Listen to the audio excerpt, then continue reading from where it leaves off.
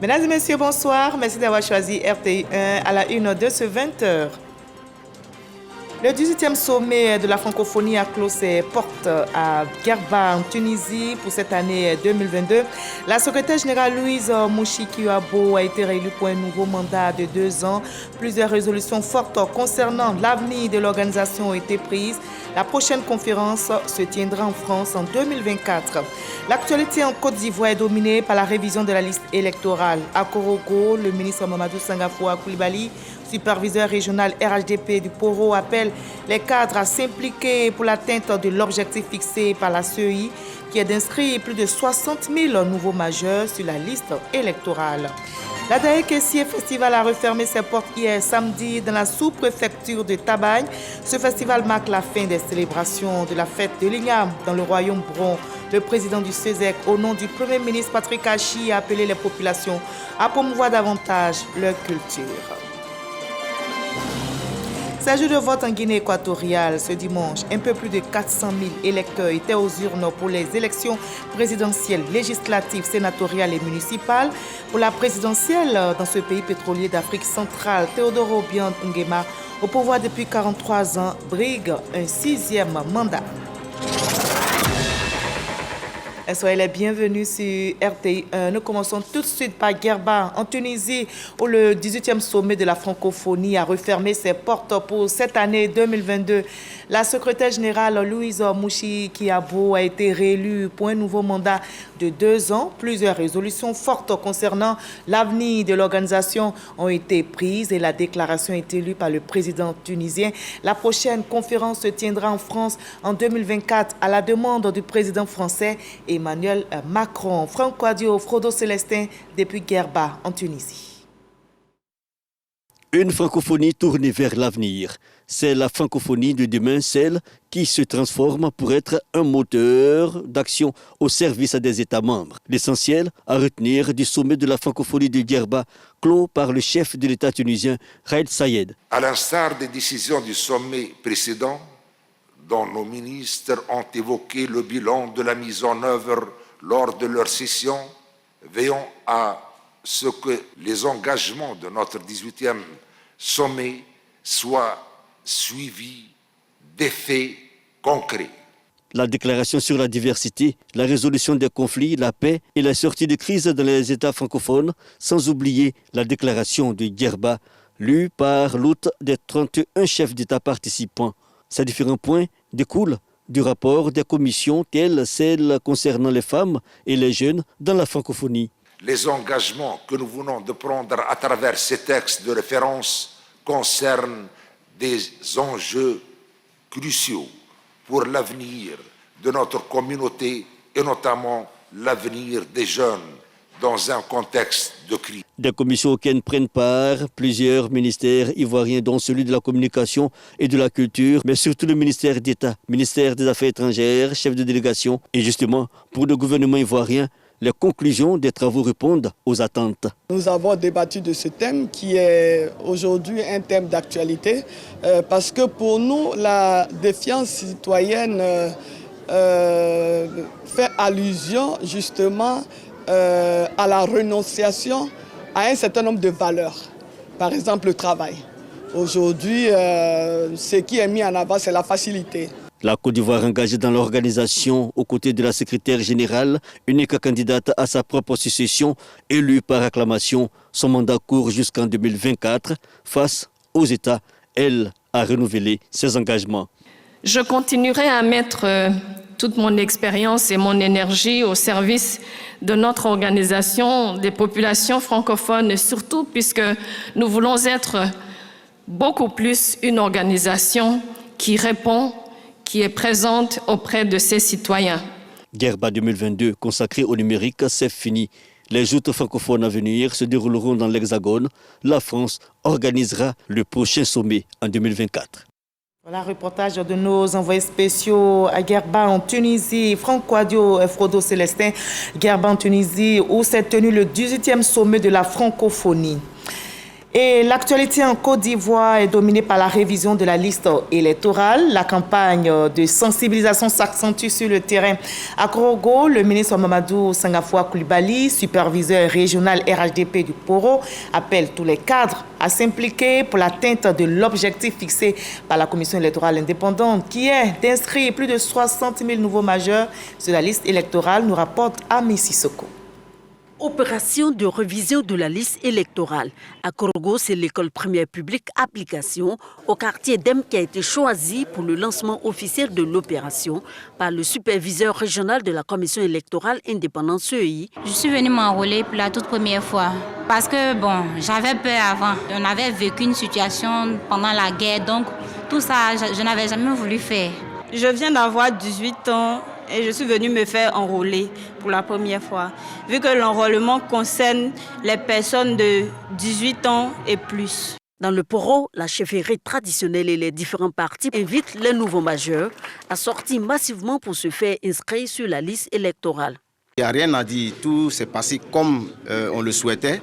Et vraiment, sur le terrain, on souhaite que ce soit de même, pour qu'il y ait la cohésion, que tout le monde puisse s'entendre paisiblement et faire l'opération. C'est la preuve que la cohésion sociale, tant prônée par l'État de Côte d'Ivoire, est en marche. Au nom de mon parti, je remercie tous ceux qui ont fait le déplacement. Nous avons été satisfaits de la journée d'aujourd'hui. Ce que nous avons vu et que nous avons appris, cela nous réjouit. Le seul moyen qui vous donne voix au chapitre, c'est votre carte d'électeur. C'est ce que la démocratie a décrété, un homme, une voix.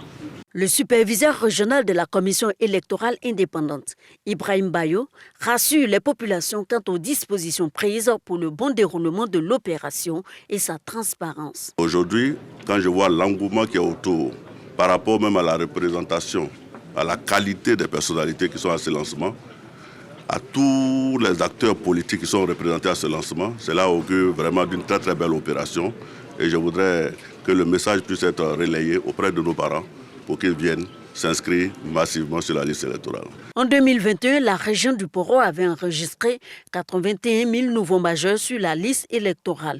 Pour la révision de 2022, la CEI vise l'inscription de plus de 60 000 nouveaux majeurs et 1 million au plan national.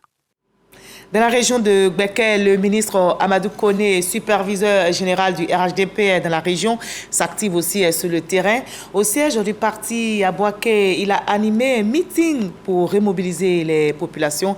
Il a appelé les militants et sympathisants du RHDP à s'enrôler massivement sur les listes électorales. Charles Tatou. Révision de la liste électorale.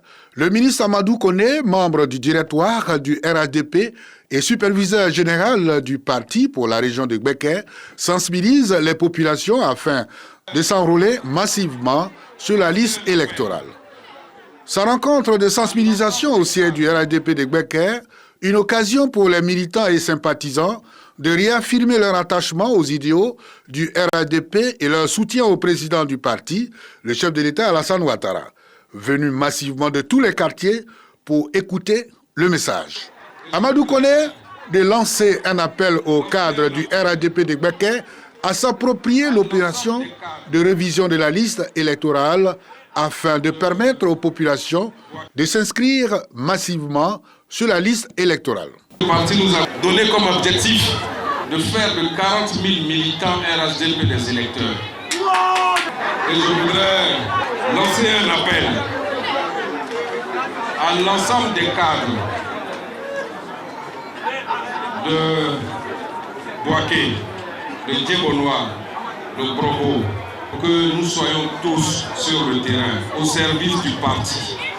Le ministre Amadou Koné entend rencontrer dans les jours proches les leaders de jeunesse et des structures spécialisées du RHDP pour la même mission de sensibilisation.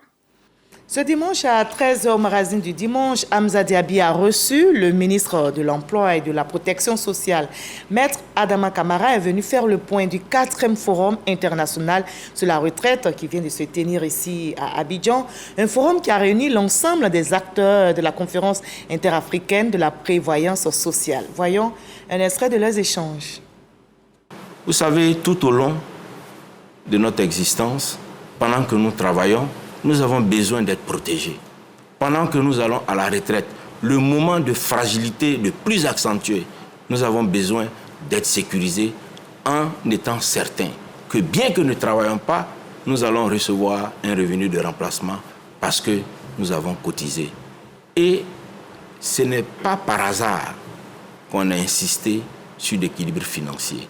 L'équilibre financier permet de payer à bonne date avec les cotisations, les pensions des retraités.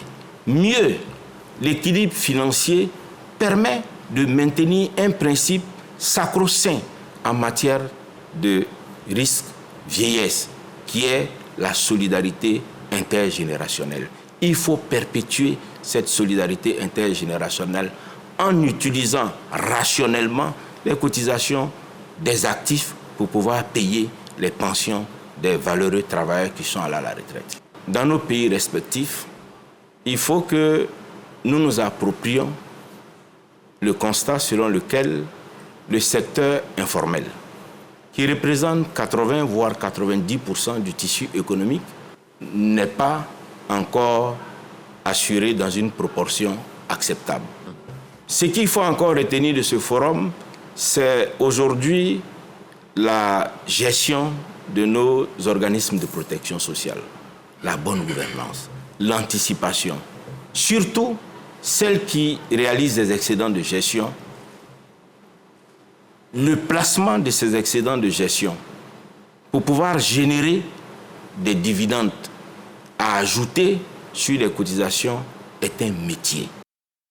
L'Égypte, pays organisateur de la COP27 et la FAO, l'Organisation des Nations Unies pour l'alimentation et l'agriculture, ont lancé l'initiative FAST. C'était lors de la COP27 tenue dernièrement à Sharm el-Sheikh en Égypte. Et cette nouvelle initiative vise la sécurité alimentaire dans les pays les plus vulnérables aux impacts des changements climatiques. Le ministre d'État Kobena Kwasi Adjumani a assisté à cette cérémonie. Envoyé spécial, Grace Kando, Adama Sangari. L'initiative FAST s'offre comme une solution pour la transformation des systèmes agroalimentaires, à promouvoir la sécurité alimentaire et à lutter contre la faim. L'initiative FAST cadre avec la vision du président de la République qui, à l'occasion de la COP 15 en Côte d'Ivoire, a lancé un programme important, Abidjan Legacy Programme, avec des financements qui ont été annoncés et qui vont nous permettre de développer notre agriculture, de restaurer nos sols et de faire de la reforestation. Le projet FAST bénéficie de l'appui de l'Organisation des Nations Unies pour l'alimentation et l'agriculture. Le ministre d'État Kobena Kwasi Adjumani a aussi pris part au panel ministériel sur le programme technologie pour la transformation de l'agriculture en Afrique, présidé par Akinwumi Adesina, président de la BAD. L'Afrique détient aujourd'hui 65% de toutes les terres arabes disponibles encore pour nourrir le monde. Donc nous venons d'avoir un plan d'action pour arriver à zéro faim en Afrique. La tendance aujourd'hui également est de voir comment nous pouvons, en tenant compte des catastrophes climatiques, trouver des solutions aux problèmes de la durabilité de nos agricultures. Ailleurs, on parle de sécheresse. Dans d'autres contrées, on parle d'inondation. Et pourtant, on a besoin d'eau pour alimenter nos productions. Donc, il faut faire des aménagements, il faut avoir des équipements modernes. Le ministre d'État Kobena Kwasi Adjumani invite les bailleurs de fonds à soutenir l'agriculture africaine. La culture est aussi au menu de ce 20h. Je vous replonge donc dans l'ambiance de l'Adaye Kessié Festival qui a refermé ses portes hier samedi dans la sous-préfecture de Tabagne à Bondoukou. Ce festival marque la fin des célébrations de la fête de l'Ignam dans le royaume Bron. Le président du CESEC, au nom du Premier ministre Patrick Hachi, a appelé toutes les populations à promouvoir davantage leur culture. Herman Niamien depuis Tabagne. C'est le nouvel an chez le peuple Bron. Le roi qui a goûté à l'Ignam sans incident a invité son peuple et des convives pour la réjouissance populaire. Comme à l'accoutumée, les populations sont venues de toutes les régions de la Côte d'Ivoire, du Ghana voisin et même de l'Europe pour participer à l'Adaye Kessié Festival. Tout ce qui est spirituel, tout ce qui est cérémonial a été fait le 9 novembre dernier. Aujourd'hui, on s'est retrouvés pour festoyer. L'Ignam est notre symbole identitaire. Grâce à l'Ignam, nous avons vaincu la faim et aujourd'hui, nous avons demandé à la population de pouvoir plus produire du vivrier pour une sécurité alimentaire dans le royaume. L'un des moments importants de la célébration de l'Adaye Kessié Festival, c'est la parade du roi et des chefs traditionnels. Cette année encore, les festivaliers ont assisté à une impressionnante parade. D'abord les chefs de village, ensuite les chefs de canton et enfin les 5 chefs de province qui composent le royaume Bron. La Inifie, le Pinango, le Fumassa, l'Angobia et la Kidom. De façon exceptionnelle, à cette 7e édition, les festivaliers n'ont pas pu voir la parade du roi Nana Adengra Kwasi Aguemane. Des gens diraient, mais pourquoi le roi n'a pas été porté? Il a déjà été porté à Amanvi.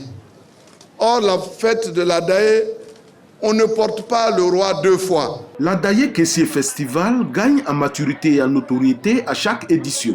Il suscite chaque année un engouement réel et une formidable adhésion populaire. C'est la raison pour laquelle de hautes autorités du pays et des personnalités d'envergure viennent y prendre part. Cette 7e édition est un témoignage suffisamment éloquent. Le peuple Bron nous fascine et nous enseigne qu'il nous faut impérativement redonner à nos cultures la place qu'elles méritent. Il est de notre devoir, par conséquent, de nous atteler à les promouvoir. En marge de la célébration de l'Adaye Kessié Festival, la coopération française a honoré la mémoire des anciens combattants de la région du Gontougo pour leur combat héroïque et le sacrifice suprême aux côtés des soldats français lors des 2 guerres mondiales. Le commissaire général de l'Adaye et le roi des Brons ont reçu à la place du monument aux morts de Bondoukou des médailles du souvenir français. Une gèbe de fleurs en mémoire des héros a été posée au pied de ce monument de souvenir pour saluer leur sacrifice et leur engagement mémorial au service de la métropole.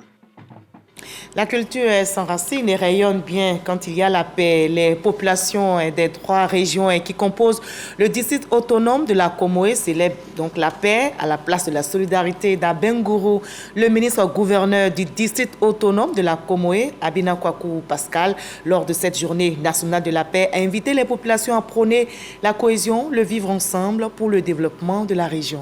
On retrouve Herman Niamien. L'année dernière, à la même date, pendant que toute la Côte d'Ivoire célébrait la journée nationale de la paix, Abengourou a failli sombrer dans le chaos.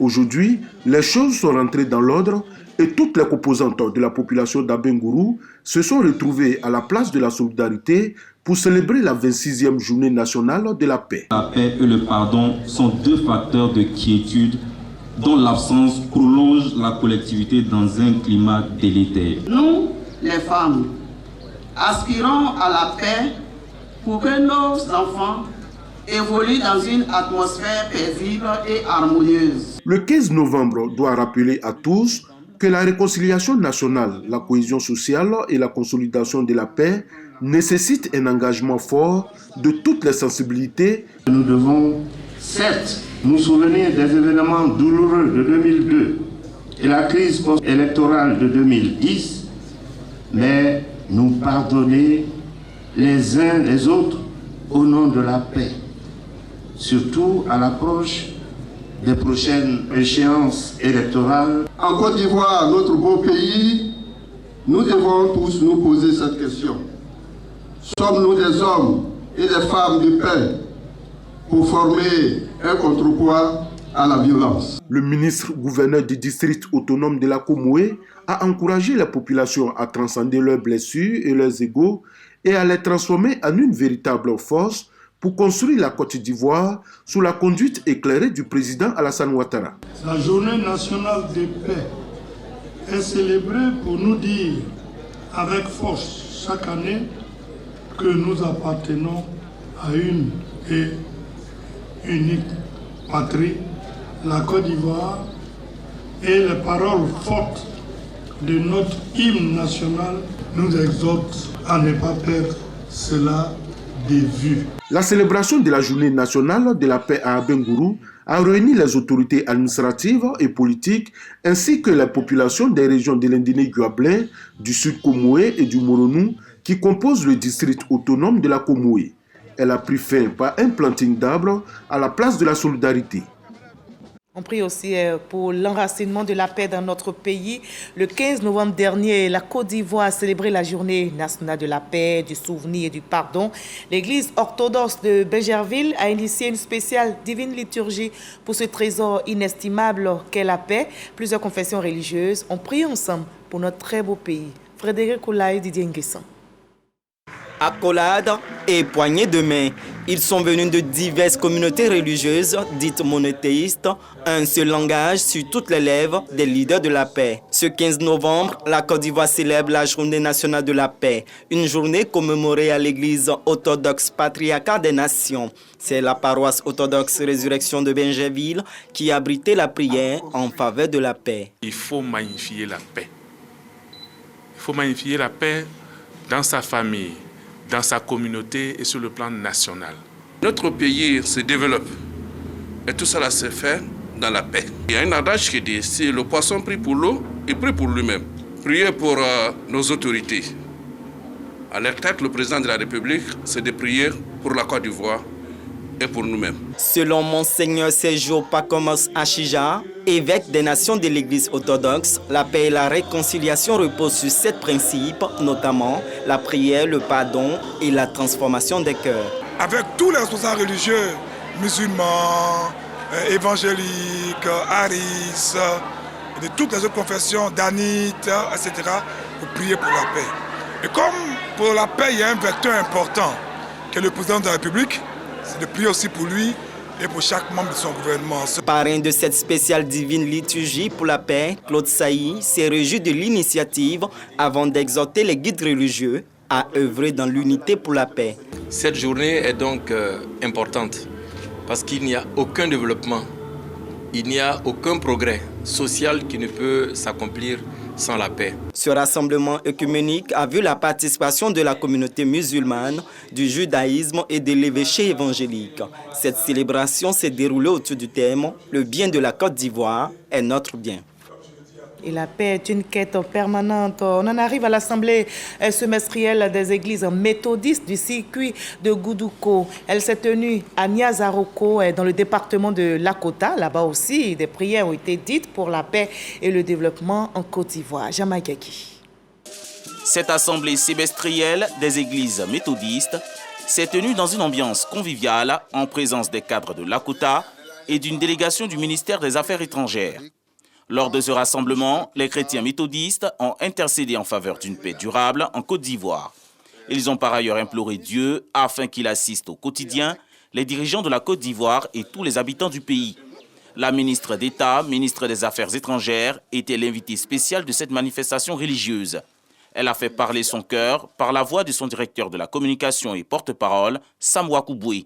Au nom de la ministre Kandia Kamara, Sam Wakouboué a fait don d'un ordinateur de bureau, une imprimante multifonction, un téléphone et un appui financier à cette communauté religieuse. C'est un acte de générosité, mais au-delà de cela, c'est un témoignage de cohésion sociale et de vivre ensemble que la ministre d'État partage ainsi avec la communauté méthodiste, témoignant ainsi du fait que la Côte d'Ivoire doit être rassemblée, la Côte d'Ivoire doit être unie, et tous les enfants doivent être solidaires dans l'accompagnement des actions du gouvernement du président de la République.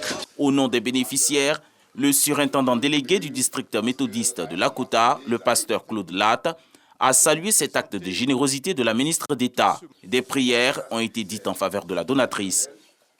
Des prières sont aussi dites en Turquie pour la Côte d'Ivoire et depuis ces dernières années, de nombreux pèlerins ivoiriens entreprennent un voyage spirituel en Turquie. Cette année encore, la tradition a été respectée grâce au gouvernement ivoirien par le biais de la Direction générale des cultes. Des pèlerins sont sur les pas des premières communautés chrétiennes en Turquie et nous font connaître leurs différentes motivations pour ce voyage spirituel. Sidonie Davila, Fernand Conan sont de ce voyage en Turquie.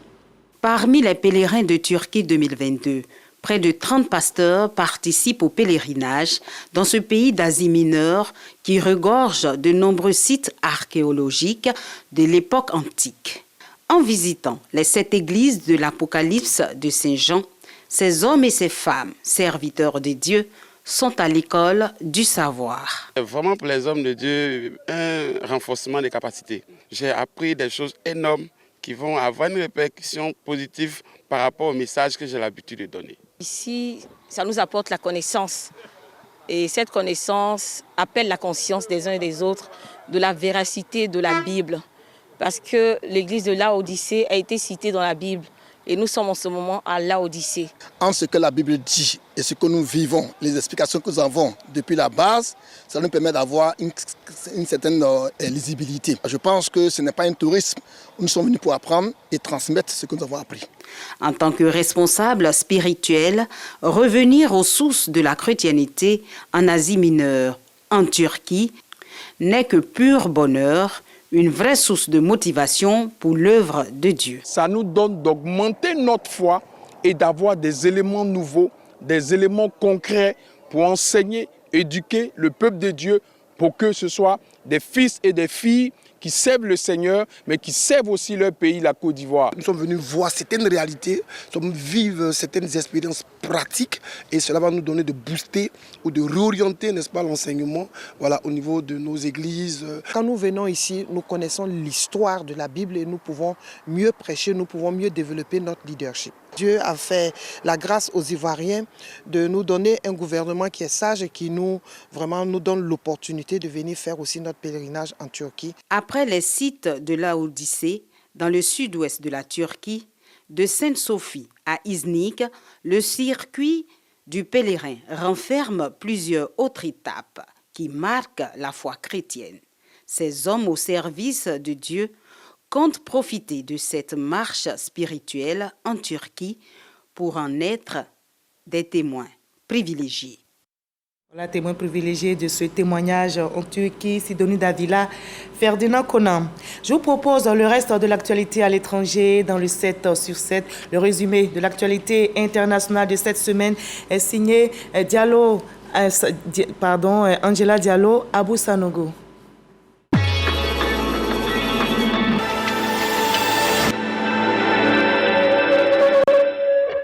Les Nations Unies ont dénoncé la hausse des victimes civiles des violences résultant des activités du groupe djihadiste des Chebab. Au moins 613 civils ont été tués et 948 blessés en 2022 selon les derniers chiffres de l'ONU, soit le bilan le plus élevé depuis 2017.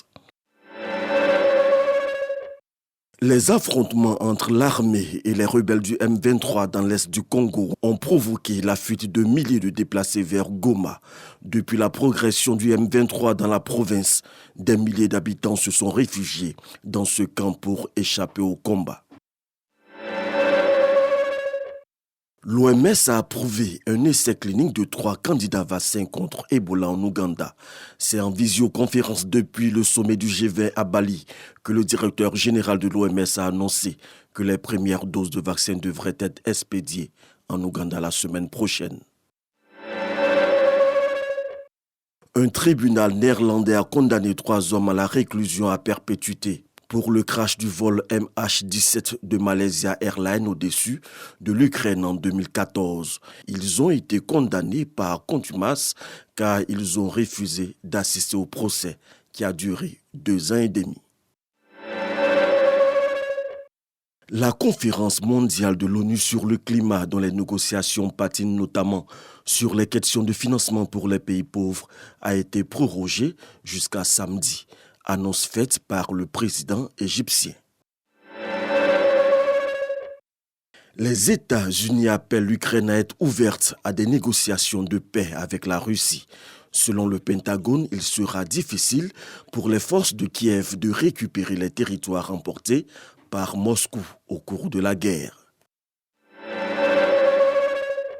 En Guinée équatoriale, les bureaux de vote ont ouvert depuis ce dimanche matin pour la présidentielle et les législatives. Teodoro Obiangongema, au pouvoir depuis 43 ans, brigue un 6e mandat. Face à lui, 2 candidats, Andrés Essono pour la Convergence pour la démocratie sociale et Bonaventura Monsou du Parti de la coalition sociale démocrate.